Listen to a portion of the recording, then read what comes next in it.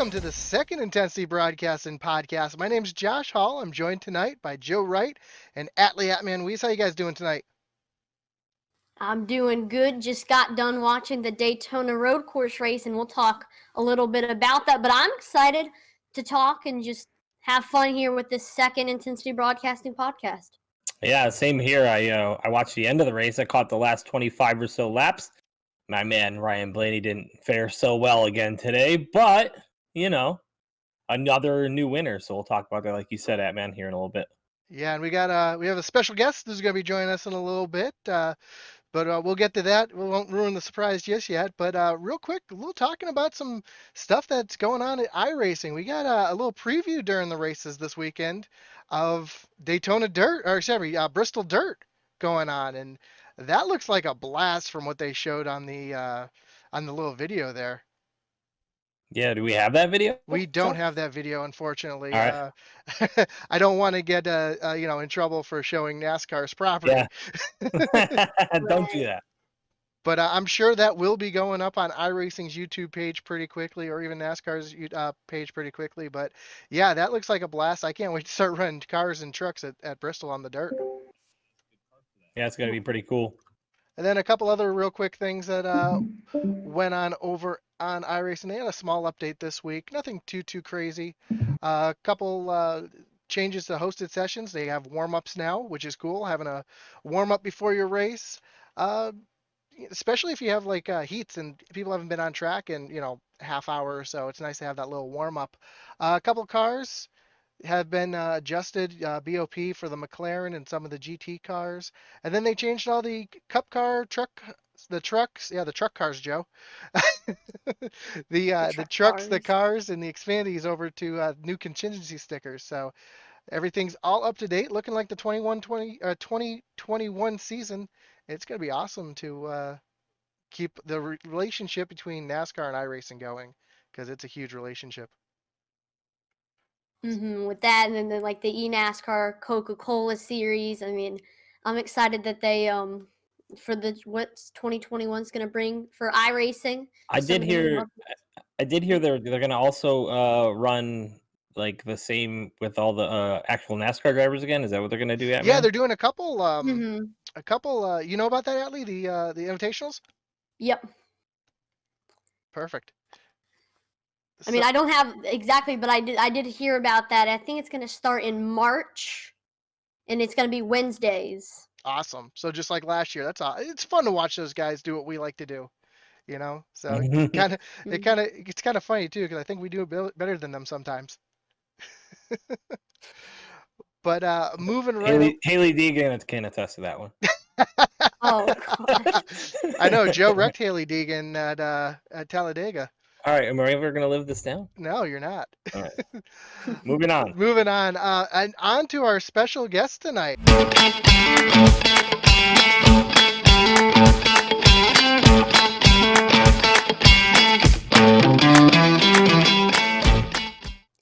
Now, I'm very excited to have Brenden as our first podcast guest. It's very special to me because it represents the way that iRacing and racing in real life are so connected.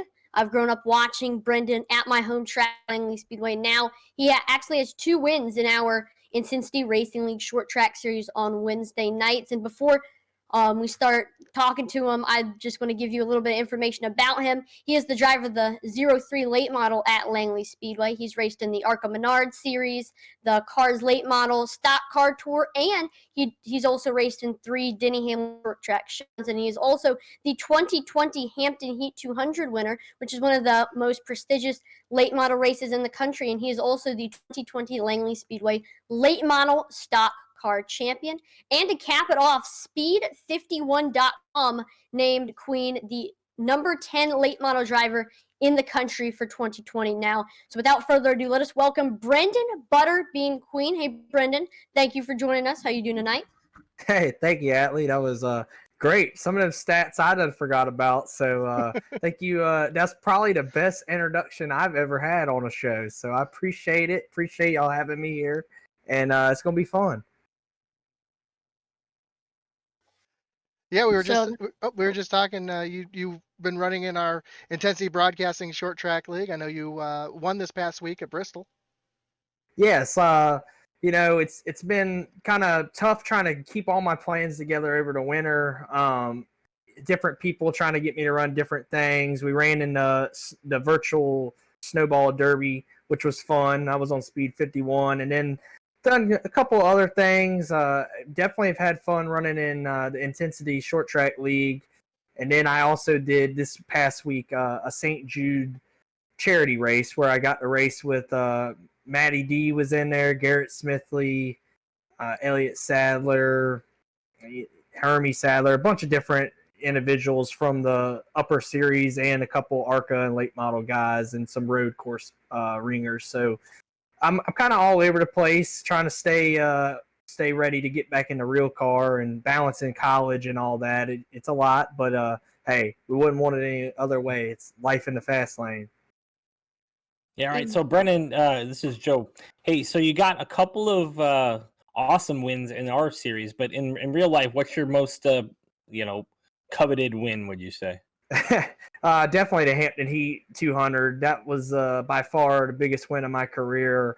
I've finished second in that race before, and I've had a couple of top fives, but to finally win that race, especially with this year, having old school all over the car and everybody that's pitched in to help me to finally put together a statement where I felt like, my name in late model racing was there and I was a contender, but I hadn't won a big race. I hadn't won a lot of races, and I needed to do something to get my name out there. And I feel like that night I made a statement that we can get it done in one of those big races against the best. And I feel like I finally put my name in a different category that night. now a lot of the stuff that we've been talking about is very recent, but my question for you is, how did you get started racing? I know that your dad raced, if that had anything to do with it. Yeah, when I was about, I don't know, 4 or 5, obviously my dad was getting out of racing. He used to race, and I really wanted to race, but they knew how expensive it was because my dad was getting out of it. And, he actually kept on to his old trailer, and we still had to shop and all the tools, but they threw me in T-ball for a year. And let's just say I was the kid that broke my nose playing T-ball. So that didn't go too well, and I constantly was race car, race car, race car. That's all I cared about. I always had a Matchbox car in my hand, and finally, when I was 6, I got a go-kart and started racing. I actually started in the kid kart division at Langley, and then after a season of that, I went to a little bit more real go-kart racing. I went to Dixieland and started racing on the dirt, and that's pretty much how it started, and it went on from there. So I know you've run Langley, and I was doing some research before the podcast.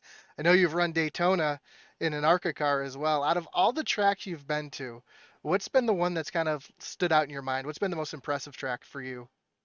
Man, that's such a tough question. I've been asked that. I mean, obviously you got to say Daytona. I mean, that's every kid's dream is to race Daytona. I mean, it doesn't matter what it is. Daytona 500, the Xfinity race, the truck race. Daytona is the biggest event in NASCAR. That is our Super Bowl. So when I got to go do the Daytona race, just to walk in the gate as a driver and know, like, I'm getting ready to make laps here, that is huge, but I can't narrow it down to one track. Obviously, Daytona is the biggest and probably the fastest I'll ever go, but I'm a short track guy at heart. So, like, going to Myrtle Beach, a track that is now closed, I mean, that is a cool place to race. And, as long as I'm racing, I'm happy. I love everywhere I race. But, I mean, Daytona is probably the biggest, I would say. I mean, how could you not go with that? Yeah, and as a Northeast, I'm from the Northeast, so I'm up in Massachusetts, but I vacation down to Myrtle Beach almost every year, and that was the thing I always looked forward to is going down to Myrtle Beach Speedway because just the history of the track too. So the fact that it closed down this year, it's real heartbreaking. Yeah, and my situation was that race was always on my birthday. My birthday is November 21st, so the Myrtle Beach 400 was always my birthday weekend, and it was a getaway. We would normally go down a day early, and the team would kind of have a day where we all just hung out, and whether we went, shopping or went and did something, it was just kind of like a a bonding thing. Like we all got a day, like we're on the road, which is already fun, but there's so many memories. I could have a whole night of a podcast telling you Myrtle Beach stories. So some are appropriate, some are not, but that's the racing life, you know. Yeah, So memories will last me a lifetime. and it's not like you can't find something to do in Myrtle Beach. I mean, there's a golf course on every corner, so I've I been down know. there a couple of times recently for cheerleading. So, Brendan, I got some other questions for you. You said you've been a busy man. You said you're balancing college now with your racing career. Is there something you're looking past racing to do? What are you going to school for?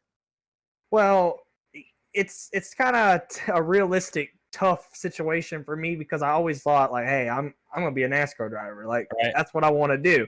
I got about 15. I was winning. I went late model racing. I was running decent, but I wasn't winning. And nobody was knocking my door down wanting me to drive. And then as I got a bigger name for myself, teams were calling me. But at the end of the day, it all came down to, we'd love to have you in our car, but it takes this much per race, and we need you to bring this much per race. And I'm like, if I get that kind of money, would I be smarter to run one truck race or run a whole late model season competitively every week? You could go run one truck race and cut a tire down on lap one, and all right, see you next week if you got money. Mhm. So I decided to really focus back on school because I had kind of dropped out of college when I went and did the ARCA deal. And after that all went south, I went back to school and I'm working on my engineering degree. I'm about like 75% done, 80% done with it. So hopefully I can get that done soon. And I just want to be able to have something to where, you know, I have good benefits in retirement and I can afford to race my late model when I want to and have fun. And whether it's full-time or a part-time schedule, I still want to be able to race even if it's not at the top level. Yeah, that's awesome, man. An engineering degree is going to get you far. And man, when you're done, let me know. Hopefully I'll be in a position to help you out. Hey, I would definitely love to hear that. I try to keep all my connections around. You know, I don't know exactly what I want to do with it, but I think it's a little bit easier to find something with that degree than some of the others. For sure. Now, to keep on the route of mechanical engineering, how does that knowledge of mechanical engineering translate to racing, and how does it help you? Yeah, I mean, everything in racing is turned into so much technology and engineering and geometry. And unfortunately, I haven't really kind of I've gotten into stuff more theoretical than what we're actually doing. I mean, I work on the cars at the shop every day in between classes and on my days off from school, but I understand the racing side of it, and then now I'm trying to learn the theoretical side, and they come together at a point, but the theoretical side is on paper, and until you do it on the car and go to the track and do it, just because it says it'll happen on here doesn't mean it's always going to do it on here. Sometimes it does, sometimes it doesn't, but you can kind of see how they like come together. It's interesting the farther I get into it. Yeah, touching on that too is you got a couple NASCAR drivers through history have had, engineering degrees that have actually helped themselves on the track. I mean, you look at Ryan Newman back in the day, he was always qualifying up front and he was always sitting with his engineers going, "Hey, we got to do this to get the car faster." And that's where you got the nickname Rocket Ryan Newman because he was always either front row or second row. And I think that engineering side of things definitely has a little bit to do with that. Oh yeah, it was cool. I got to work with Cliff Daniels. He's actually the crew chief on Kyle Larson this year, and he was with Jimmy last year. He drove one of my late models in 2018 at the Thanksgiving Classic, and he came to my shop for a week, and I've gotten to work with him on my own cars because he was driving one, and just talking to him and hearing his ideas and his theories versus our old school way of doing things. It was very interesting just because he knew I was going to school for that too. It was just, that's another memory. I got to work with somebody that's on the big stage on Sundays. So that's another cool thing I got to do and learn a lot from. That's really, really cool. Brendan, I got one more quick question for you, and then I'll let Atman close it out. But so I'm looking at you, and you got this rockin' haircut going. Can you tell us about that? Yeah, the mullet, man. So last year when we were shut down and weren't racing, it was about March or May. It was whenever I won the Blake Morris race on iRacing. I was getting ready to go see the King, Philip Morris, the next day to do the awards for it and everything. It started out as a joke. One of my buddies, Jason Manny, he wanted to cut my hair into a mullet, and I had never had long hair in my life. I always had a buzz cut, like never long hair. So it had grown because of COVID. I hadn't been able to get it cut. And he's like, let's cut a mullet. Let's cut a mullet. So I'm like, okay, whatever. It's like 11 o'clock at night. I let him cut my hair. And I went to bed. And I woke up the next morning. And I'm like, what in the world did I do? I had to go all the way up to somewhere in Richmond up that way to meet Philip. And I go up there. And I had a hat on. So nobody really saw it. Well, as it got closer to race season last year, I still had the mullet. And it had gotten longer. So I was like, okay, I'm going to start the year out. Well, we ran the best we ever did at Langley. It helps that we had a different car, a newer car and everything this year. Don't get me wrong. But I was convinced it was the mullet because as soon as I won the Hampton Heat, the second race of the year, everybody's like, dude, the mullet looked good in Victory Lane. Like, you can't cut it. So I'm like, okay, I'm going to keep it. So we take the points lead, and we're leading the points, and the hair's getting longer. So got down to like the final week, I started going and getting it professionally cut into a mullet. So when I'd show up at the track, it would be all slicked back and had the sides hanging out. And I won the championship. So they're like, are you going to cut it or not? I'm like, no, I'm leaving it. You can't. Yeah, I'm like, I can't. You can't do that. I can't leave it. Well, then they start calling the fans the Mullet Mafia.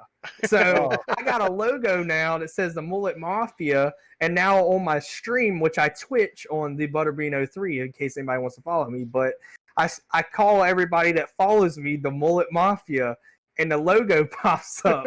So I've had a lot of fun with that, and everybody's like, are you going to cut it over the off season? Well, here it is. It's still there. So I guess we're going to roll into season 2 with the mullet, and it's the longest it's ever been. I mean, it's to my shoulders back here, and hey, I'm going to get her trimmed up on the sides for opening night, but it's ready to rock. I said the mullet's worth about 2/10 because it flows in the air. Business in the front, party in the back. Here we go. Let's go. Exactly. Mississippi mud flap looks good. The Now, mud flap. To close it out, I mean, we've been talking a lot about real life racing, but on an iRacing note, how did you get into iRacing, and how does it like help you translate into real racing? So back in 2008, I was. How old are you now, Atlee? I'm 12. So I was probably younger than that. I was probably 10, 11, 9, 10, something like that, maybe 11. But it was 2008. I had always been playing the NASCAR games on the PlayStation and Xbox, but somebody had told me about iRacing, but it wasn't big or nothing. I mean, there were some people on there, but it wasn't like it was today. And I started watching YouTube videos, and I saw Dale Jr. played it and some other people, and they had legend cars on there. And that was my next step, was I wanted to go legend car racing. So I ended up getting it in 2009. So I've been on there for 11 years now, and I've gotten to see how far the cars have changed, the tracks have changed, the graphics just from then. And it was, trust me, iRacing was way advanced in 09 compared to everything else. But nowadays, it's with the esports going on, and when the COVID hit, it's really taken off. But I can say I was there from way back in the beginning, and it was totally different. But it's helped me a lot as far as, like, I went to South Boston once. This is a quick story for you. I blew up on lap 1 of practice. I got no practice. We changed the motor. I started 28th. I'd never been there before. I finished 6th in the race. And somebody said, how did you know anything about it? The only experience I had at that place was iRacing. So just having the visual, where to lift, where to put the car. I mean, it's iRacing as close as you can get without being in the car. I mean, obviously it's not the real thing. You're not sitting in here sweating with a heater on you or nothing like that. But I think from a visual side, it really helps you, because you can go to a place that you've never been and pick up on banners or wall markings or lines, and it'll cut that much time off of learning the track. That's awesome. Wow, Brenden. So thank you so much for joining us and sharing so much about yourself in your racing career. And it's impressive what you have accomplished. And you're only 23, so you still got a lot more to go. And I can't wait to get back to the track myself. Again, opening night, is April 13th. So excited for that, and hopefully we'll see you soon in the pits. Yes, and I am aware that you are racing this year, so good luck. And or you're racing bandas, right? Yep. So good luck in your new adventure. I will. I'm sure I'll see you out there with Riley. Hopefully, you can get up there and give him the bumper because he's my buddy, and give him some competition. And thank y'all for having me. Appreciate it. Thank you Thanks, for coming Brenden. out. Thank you. Right. So that was a really good interview with Brenden Butterbean Queen. I always want to call him McQueen. And man, I tried to hold him up this past week at Bristol, but he was on a rail and got around me to win that super late model race on Intensity Broadcasting's iRacing League. So, man, what did you think of that interview? I enjoyed hearing all about, and the late model racing, the iRacing, and we even heard about the mullet. That was awesome. I do have to make a correction. That opening night is going to be April 3rd, not 13th. If you do want to actually come out there, it's Langley Speedway, Hampton, I'm going to Virginia. be there. I'm going to go. I'll be there. I won't be, unfortunately. It's quite a drive for me to get down there, but I'll be there in spirit for sure. You can actually watch it. You get NBC Gold Oh, really? Track Pass. I might have to get that. Definitely check that out. So moving Yeah. on. Yeah, moving I'm on going to pay you for that plug, man. Just like we didn't have the iRacing video for the dirt for the same reason. Right. We don't have that kind of money. Moving on to our league. So last week, the original Rebels, who you'll see, who we're going to be doing right after we finish recording this, had the last 2 weeks off. So they're coming back after a little hiatus. So our first race we really have to talk about tonight is the iOS ARCA race. Yeah, so iOS ARCA race was caution filled again. 13 cautions for 65 laps, only 4 lead changes. Logan Hagerman of the the Intensity Racing team came home with the W, actually. Dustin Buck second, Todd Scott third. That's your podium. Dustin Buck had the fastest lap, but caught up in some incidents early in the race. And so that was a pretty wild race. Only 65 laps of caution laps, so not very many green flag laps. Only 43 green flag laps, and that was Monday night's ARCA race. So, yeah. Yep. And then moving on to Tuesday, we had the Super Speedway Kings, which we saw. Me and Atlee called that one, and we saw another dominating performance by the Regulators team. Michael Pegg goes 2 in a row. Wins back-to-back. Everett Lane and Paul Witt, the top 3, so those 3 Regulator teammates there. And it was a pretty calm race. They had 2 cautions throughout the night, about 4 lead changes, and it was a great race to watch. If you want to go back and watch that, there's a lot of action, a lot of 3 and 4 wide racing at some point. And it wasn't a fuel mileage race like last week. They did have 2 cautions, and it was phenomenal. And then right after that, we had the iOS Cup Series brought to you by Fort Worth Screen Printing. Dustin Dean, after having a couple tough races, ended up coming home with the win, and finally locks himself into the playoffs. Kyle Mays and Colin Willems were your top 3. But the big storyline of the night was Isaiah Gill, who dominated most of the race, actually got taken out by Colin Willems on the final lap, so Willems could finish on the podium. Yeah, so I know Isaiah was not very happy after the race, and he made that very well known. But we'll be off to Watkins Glen for the Gill's Dump Truck Service and Pizzeria 135 this week. What a name. Hey, and so a little side note on that, they're going to have a little competition. Brian Nudi's going to pay out $10 to the best looking Gill's Dump Truck pizza car and truck. So that'll happen on Tuesday and Wednesday night as well. So Sweet. So next up, I'm going to talk about the Intensity Racing League short track series, which was on Wednesday. And guy we just talked to, Brenden Queen, won that race. He led 7 laps, and I think it was the final 7 laps. There was 3 cautions, 2 lead changes. The only other leader was Joe. Oh, we also did see Kyle Meyer led a lot of it. But it was a great race. It was probably the closest action we've ever seen so far. There was like the top 5 was all you could throw a blanket all over them. It was a great race, and I know Joe, you were in it. You were so close. I Finished. stayed out on old tires that man. I tried to do something with it, and I knew if I held the top line, I had a little bit of a chance. I ended up, I think, coming home 4th. And the guys on the fresher tires got by me, but I had to give a shot. 15 laps on old tires. I did pretty well coming home 4th. So awesome job, Joe. And then right after the short track league, we had the iOS Truck Series, which Joe was also a part of. But he didn't lead any laps on. Oh no, you did lead a bunch of laps on that. You did lead a bunch of laps on that. We'll talk about that. I forgot you did.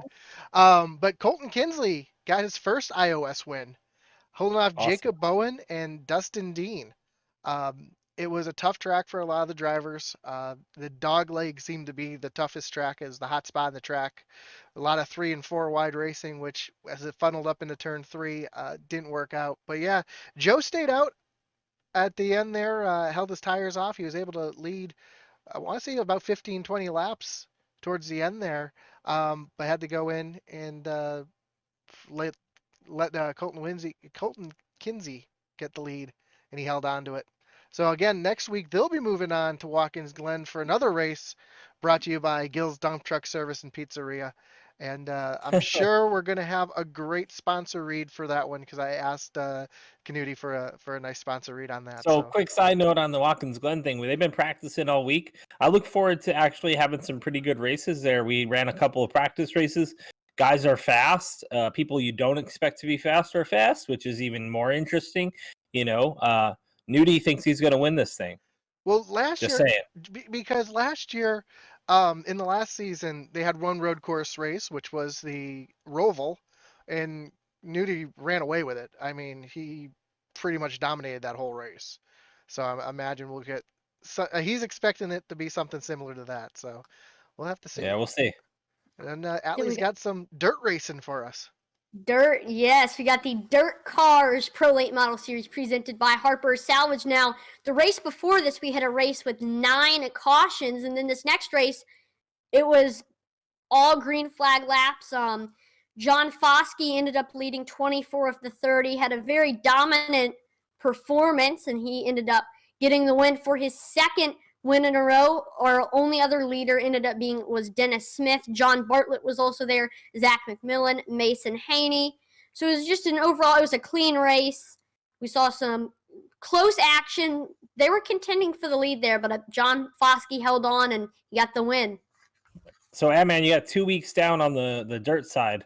How are you liking calling those dirt races from the broadcasting side of it? And are the races as exciting as watching those awesome paved cars run around? Because I'm not a fan. I personally am not a fan of dirt, but, I don't mind watching it. Well, I mean, the thing with dirt is that there's always action all over the track, and that's what I've enjoyed, is that there's always something to be calling. So, I mean, I've enjoyed it so far, and I'm excited for next week. Gotcha. Cool. I'm looking forward to watching that one, actually. I also have the next up, you have the ISSL Super Speedway Series presented by Fort Worth Screen Printing, and Brandon Gagnon ended up getting the win. We had 6 cautions, 12 lead changes, and Brandon Gagnon did great. Again, he led 12 laps. Also, Brandon Chuburko, though, him and Chuburko were working together as they ended up beating Matthew T. Lee and Garrett Maines, who were working together and looked like they were almost going to win, but then Gagnon and Chuburko got grouped up and they came away with the win in second place. So it was a overall great race for the ISSL Super Speedway Series. And I watched that one. That man, Maines and them got taken out in the last lap, right? Right. They got together and wrecked. The last lap was crazy. It was very hectic. Yeah. Super Speedway racing at its finest. Always. Exactly. Always. And then last night we had a special event that we ended up doing. Joe, you want to tell us about that? Yeah, so we had the grand opportunity to take 250 laps around Thompson Motorsports Park. Is that am I right? Did I say it right? It's close enough. Yes. All right. And that was the Mission22.com charity race that we donated $50 to, and I donated some of my personal money to the charity as well. And I had some family members do it. But Mission 22, when their tour is over, our mission begins. It's a nonprofit organization that gives back to veterans with PTSD, post traumatic stress disorder, and also traumatic brain injuries from serving. So pretty cool stuff. We watched them, and we we had a heck of a night. It was a long night, huh, boys? 27 cautions. Most of those cautions are the same guys wrecking, as me and Josh would discuss behind the scenes, and 144 laps of caution for 250 laps. But man, lot of cautions. But Zach Edwards comes away with the win in the sixth machine, and then Tyler Rush second, and Mike Klein, the pole sitter, ends up third, running out of gas in turn four, That coming was off the corner in crazy. second place. I actually thought he had something for Zach, and I think he might have realized he was going to run out of gas and started to check it up. So Yeah, actually kind of cool at the end, but man, what a long night. but when the racing was going on, the racing was fantastic, and Oh, there it there was was. some there's some really good 2 and 3 wide battling at Thompson as well. So I look forward. I know they're going to be doing another one of these, and Yep. we're looking forward to doing that one as well for them. Yeah, I hope they dial us up again, because that was actually really like fun. Like, even though it was that long and that many cautions, hanging out with you two and calling that race, actually had a good time. And the I think the production side of it is even getting better here at Intensity as well. So I was going to we're say gonna that. try some things, and if anybody has any feedback or anything for our new stuff, let us know so we can fine tune that stuff. That gave us an opportunity to bring out our new side by side action. So we're going to try As incorporating as that a little well bit as more. as well as we did something pretty spectacular during that race. What did we We do? hit 1,000. Yes, sir. We We hit 1,000 did. 1,000. followers on Facebook. So we're at 1,000 Gosh. followers now on Facebook. I think over 300 on YouTube, Mhm. and Mhm. Twitch is just right behind there somewhere. And so new goal for Facebook is 2,000. So anything we can do to help that push that forward, that's what we're gonna do. But man, Think we what a can year it's been! think It's we can been a hit crazy year. I was going to say, think we hit Yeah. 2,000 by the end of the year? By April, No, end of the year. End of the well, year. the end of the year for us for 1 year is April. So Yeah. let's Then- shoot for doing it by April. Let's see what we can do. I was saying We'll December see. 31st, but for 2,000. I mean, it'd be kind of crazy to get 1,000 in the next month and a half. But hey, you never know. We could do Hey, it. Brendan Queen was just on the show. That's Maybe true. he got some contacts, get this thing moving I was for gonna us. say Huh? that's worth at least 500 viewers. We got to get the whole mullet mafia. The whole mullet mafia. We need if he wins another race, can we get like a mullet silhouette to Yeah, put up on the broadcast? Because that would be pretty cool. that'd be awesome. All And right. so yeah, that talks about a special events. Then we had some real world racing at Daytona this week. The truck series was pretty impressive. I don't know if you guys watched the trucks run in the rain for a little bit, but I watched a little bit of it. I was a little caught up with some other stuff. But first, we got to talk about the Daytona 500 because our we last did. podcast, That's right. I it was forgot. rain delayed. It Oh, was that's rain right. delayed, and that was a great ending to that race.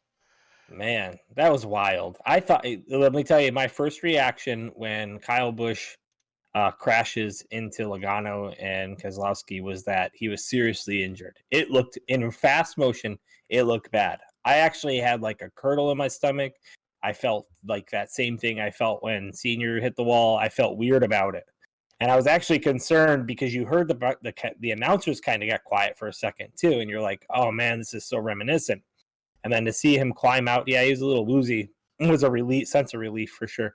And as much as I don't like the guy, I'm so glad he's okay. Yeah, same thing with Keselowski getting up into the fence too. The first thing, my first response was when Keselowski got up in the fence. I was concerned for Keselowski, and then they showed the replay, and I realized that Kyle T-boned Keselowski as hard as he did. I was like, oh, wait a minute. So Mm-hmm. the fact that everybody walked away from that wreck was incredible. But the person who came from the flames was Michael McDowell, and that was his first ever career win. I mean, that's awesome. So now Yeah, He's it such a nice guy too. yeah, so now he's got something else to be, for a highlight video, not just him flipping down the backstretch at or flipping through 1 and 2 at Texas and He his finished qualifying top run. 10 today too. He Oh, did. He did. Okay, like so that's another feat. Like to go from winning the 500 and now finishing in the top 10 again. That's freaking good, man. That's awesome. In a back marker team too, really. I mean, Yeah. nothing. Everybody in the Cup Series is a good driver. We know that, but the fact that a team like Front Row Motorsports, who is always fighting for a charter position, being able to have a win in a top 10 the first 2 weeks of the season, that's incredible for them. Momentum can do it too, right? That confidence, that whole building of confidence. Man, you know about that in the go-kart. You got more and more confident, and the more confident you got, the better you got. right, So, exactly. And speaking of top 10, another small team that did well in the Daytona 500, Spire Motorsports, had both of their cars in the top 10 with Corey LaJoie and Jamie McMurray. I'm excited to see whether for Corey LaJoie it's going to be better equipment compared to what he was running at Go Fast, or maybe a little bit worse. Yeah, and another great finish for Ryan Priest too, my driver, who's really fighting for his season right now, trying to get some sponsorship, finishing 6th. So I was happy to see that. I know Truex got taken out. Martin Truex, not No. Ryan Truex. Right. And same thing in the Daytona race, which we'll talk about. And one more thing is did anybody see the Larson finish and the fact that he would have gotten, I think it was third? I'm not, but he would have gotten a good finishing position. But when the caution flag comes out, you're supposed to go pace speed to the finish line, but he was not going pace speed. Now, and had to give up that position and finished 10th. wow, Yep. that's a harsh Yep. reality. Yeah. So I did see something kind of crazy about the car numbers and Dale Earnhardt Sr. I'll have to look it up again, but there was some crazy coincidence, like spiritual theory thing happening toward the end of that race. So I'll look it up and I'll let you guys know more about it in a minute. But I gotta remember it though because it's really cool and really important. All right. Let's talk about the Truck Series race. And like you mentioned before, it had rained just a couple hours before, so the track was very, very slick. We had people sliding all around earlier in the race. Yeah, and Ben Rhodes ends up driving that truck up to the front and taking the win. I thought Sheldon Creed was going to have something there for him at the end, but Rhodes ended up getting the win. And John Hunter Nemechek, who had so many problems in the middle of the race, losing power, having to recycle the car, going a lap down, and ends up finishing third. So. Awesome job for those 3 drivers to tackle that hard road course. I don't know if you've actually tried driving it at all, Atlee, on iRacing, but it is a tough track to get around in those stock cars. I'll have to try that. And then also we saw that Deegan finished 28th in her third Truck Series start. And now on to the Xfinity Series race. We saw Ty Gibbs, and he was the first driver to win his first ever career start in the Xfinity Series since Kurt Busch in 2006. Yeah, he's also, this is a fun fact, the first driver to win their first Xfinity Series in their first start without having a Cup Series start beforehand. Ooh. Fun fact. But yeah, he had a great drive. Another exciting race. Did you see the finish at stage 1 where Allmendinger and Cendric got together and took each other out right at the start finish line? And Yeah, that was crazy. But Cindric still ended up finishing second. Yeah, he had that cutaway car look on the right front. I couldn't believe that car was able to stay up there in the draft and finish second. All right, circling back real quick. I know I Circle it told you back. I was going to remember it. I remembered it now. So Derek Cope starts the Daytona 500. Mhm. On lap 3, 21 years later, he cuts a right side tire and goes up into the wall. Okay, and people are speculating, spiritually, that Dale Earnhardt Sr. was getting him payback for stealing a 500 win from him later on. 1990. 1990 when Dale Earnhardt was leading. There you go. Yeah, Dale Earnhardt was leading on the last lap and cut down a tire, and Yep. Derek Cope ended up winning it. Yeah. So it was kind of No. interesting. Yeah, Yep. kind of interesting. It was like Ooh. I don't maybe it wasn't the last lap, but it might have been like 3 laps to go, and yeah, Yeah, Derek, everybody was holding up the 3, and here comes Derek Cope out of the corner and cuts the right tire down and goes into the wall. Like, what are the chances of that? yep, that's great. So I didn't even realize that, but that's yeah, that's kind of a fun fact right It's there. crazy. yeah. Wow. But Sorry, no, I no, digress. no, you're fine. So yeah, that was a exciting finish to the Xfinity Series race, and then we just got done not too long ago watching the Cup Series tangle that track, and there was no shortage of excitement today. Christopher Bell, man, what a run toward the end there. He had his work cut out for him getting back to Logano, but I'll tell you what, man, that kid drove his wheels off that car and put it to him. I think the Fords are having some brake issues. I talked about this, I think, last week after or before the 500, but they're having issues with their brakes. I don't know what it is, but they're not set right, or they're not doing something right with the brake system on the Fords. So I think it's just the shape of the front end. It's just maybe. not allowing the air to get into the radiator the way it does, or the way Hmm. it needs to. And it doesn't help either that you have guys like Keselowski getting off track 3 or 4 times and dumping all that grass on the track. And we saw Kurt Busch have some issues, but end up still salvaging a pretty good finish. Where'd Busch finish fourth? Yep. Um, but yeah, Joey Logano just having the brake problems. Um, I thought it was a phenomenal race the whole way through. Ryan Preece with another great finish as well. He finished ninth. So another guy who's fighting for a season right now. Yeah, Brad Keselowski ended up fifth. And I was laughing. I sent the picture to Joe earlier. NASCAR Chasm saw the 21 car, and he goes, "Oh, I like the way NASCAR is putting out someone in the cutaway car every week." Larry Mack cutaway car. The Larry Mack cutaway car, because that's what who had that during the Daytona. Matty D had it Matty this D, week. yeah, Matty D had it That's this week. exactly what I thought of when I saw his crazy looking right rear. But I did yeah, not see. Oh, and we did see some strategy come into play because the rain was coming in. I was hoping for some rain. I don't know, I just love watching racing in the rain. Well, they got a little loose. Logano and Bell did, one rear end, one front end, coming down. I think it was a second to last Second last lap. lap, yeah. Yeah, Mhm. so it was cool. Yeah, I would love to see those guys run in the rain. It'd be fun. Well, we've got 6 more opportunities to watch road coursing this year. Oh, Right. yeah. So I actually really appreciate the schedule so far. I like the change to a road course right after the super speedway. I think it's a great change for NASCAR. I think that moving forward, change is what's going to drive the sport to continue. I think keeping it the same, people get bored of it. It's going to get stale. It's going to get old. And, all the boomers can get mad. It's okay. Kaz Gralla put up on Twitter today, and it made a lot of sense to me. And it said that road course racing in a stock car really brings out the best in the driver, because it really, shows drivers who know how to work, modulate the brakes, know how to control the throttle, know how to control steering, know how to do upshifts and downshifts, know how to restart properly. So all those things, and know how to save their equipment, and as the tires wear off, backing up the corner and things like that. So it really And showcases where the did he drivers. finish? Kaz Gralla, he finished.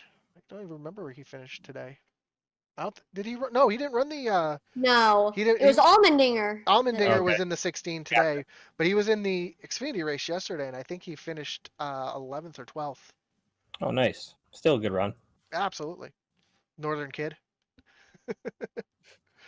But yeah, I love the road course. If you know what, bring on more road course racing. I'm really excited for COTA this year. I really am. Yes, Circuit of the Americas is going to be a challenge for everybody because none of those drivers have run anything there that I would imagine. I mean, maybe Allmendinger, No, you know? Allmendinger hasn't even run there. Well, maybe not in a stock car, but I'm saying in another car, some like a sports car or something, he might have at some point. I don't think many of those guys have probably had time there, so it'll be interesting to see who can get around there, who's going to put in the time on iRacing and get themselves some laps, right? Yeah, absolutely. And I'm looking forward to it, especially that long hill up to turn one, and then a 90-degree turn, and then down the hill. So those stock Yep. cars are going to be real light coming off that corner. It'll be fun to watch. It'll be interesting for sure. Allie, you like the road course racing? I like it. I mean, it's very tricky. I've tried it on some of the tracks on iRacing. My favorite track is probably Canadian Tire. That's probably the most fun I've ever had It's a on a real road fun course. track. Yeah, I got a special place in my heart for the Glen, and I'll always love that place. I could probably drive that with my eyes closed, just like a super speedway. So, yeah, Eddie Morris, one of our guys, has been clowning on me all week because he's been running faster because we're practicing every day. But not gonna beat me, Eddie. There's a message right there. Oh man, I'm sure he's gonna get a earful of that. We got to see what happens on the track. Right? Absolutely. But yeah, so we got some. You guys are running the. I know Joe's running the iOS Cup and trucks this week, and Yep, we'll be at the Glen both nights, and then Monday nights got Arca. Where's Arca? They're not at the Glen. They're somewhere else. Rockingham, maybe? yeah, No, they I were at believe. Rockingham 2 weeks ago. See if I can pull up the schedule real quick for you. Well, Maybe. while he pulls that up tonight, we got the original Rebels Racing League Sunday night. So when this broadcast probably goes live, it'll be over with. But I'm excited to get back to that after missing that for 2 weeks. I really Bristol. enjoy watching those guys because those guys are awesome. They're at Bristol. No, Wait, what? the original Rebels is at Bristol this week. Oh, that'll even be awesome. So we're going to Bristol and the original Rebels. That'll be cool. I think it's like the something swirl, right? Yeah, yep, the Rogue Swirl. Rogue Swirl. So the Arca Menard series, or the Arca series, is going to be at Kentucky this week. So Kentucky, the first mile and a half on their schedule. So that'll be an interesting thing. And then I think they go to Michigan the week after that too. I believe so. The schedule just goes up to Kentucky. So yeah. So that'll be cool. Yep, and then Bristol tonight. So that's Monday night. Bristol Monday tonight. night. The original Rebels. Yep. Monday night for the Arca. Yeah, and then maybe Atlee can speak to this, but we might have some more series coming in on Monday night early. Oh yes, we do have the Average Joe Northeast Dirt Tour is going to be one of the new Monday night series. Yep, I think that's going to start on March 1st, if my dates are correct, somewhere around there. And then also that same week on March 4th, we're going to start the iOS Dirt Dominator series. I'll be awesome. running. I'll be running that. Yeah, I'm gonna try to get in there and do what I can, or call it or whatever on that. So that's gonna be fun. And Matt Knights is gonna be your broadcaster, I think, for the Monday night series. So that would be kind of cool. Bring Matt in and get him all up to speed. I think that's about all we got, boys. Yeah. Final thoughts, guys. Matt, I mean, that was again fun Daytona road course race. Excited for next week at Homestead, Miami. That's always a fun track. Yeah, and I enjoyed speaking with Brenden tonight. It is nice to get a different side of things and talk with someone who's been to Daytona. That's a dream of mine. I know Joe's up in those same things. He'd love to get an ARCA car and be able to drive around there as well. I'm literally gonna Derek Cope it when I'm a millionaire. I'm just gonna get in there at 60 years old and hope I don't. If I can make it 4 laps, I'll be excited. There you go, and then hit the wall. No. No. 4 laps. And then he'll park it. He'll start and park. Start and park. And say I beat Derek Cope. All right. Oh man, I actually had a really good time interviewing Brenden Queen. I think that guy has still, whether he decides to go further with his racing career or stay right with the late models, he's got to have a great career in the long run. You know, in the Northeast, you can spend your whole life and never leave the Northeast and stay in those cars and have a great career doing whatever, whether it's modifieds or not. And I think he's on that path to being really, really a legend in the short track series around the country. And like Atman said, winning the Hampton Heat is huge. He said it in his interview. And I don't know if he'd done the Snowball Derby. Do we know that, Atman? Do you know if he's ever gone down? He was down in Florida for Daytona Speed Weeks. But no, he's not raced ever in the Snowball Derby. So but maybe that could be a bucket list item. Yeah, maybe that's something for him to put on that bucket list, because I know that's one of the more prestigious races as well for late models. So. Yeah, and you're absolutely right about that too, because you were talking about the Northeast drivers last night. And everybody talks about Richard Petty and Dale Earnhardt Sr. and Jimmy Johnson having 7 championships, but people always forget about Richie Evans up here in the Northeast. 9 NASCAR modified championships, national championships. So right. yeah, like you said it. You can make a living and a killing up here in the Northeast running modifieds, and Josh Berry in the late models too. He's got his career going pretty well for him. So Right. All right. I think that about wraps it up there, man. If you want to take us out. So, I mean, thank you everyone for watching the Intensity Broadcasting podcast. Make sure to like, follow, and subscribe to Intensity Broadcasting on Twitch, YouTube, and Facebook, as we've now set a new goal. We're going to 2,000 on on Facebook, and then we're going to 1,000 still on YouTube and Twitch. And then also, we do have Twitter as well. And make sure we're going to be doing this podcast. It's not just on Facebook. It's on Spotify and Apple Podcasts. And on behalf of you, Joe, Josh, and the entire Intensity Broadcasting team, I'm Atlee Atmanwe. Thank you for watching. Over and out. What?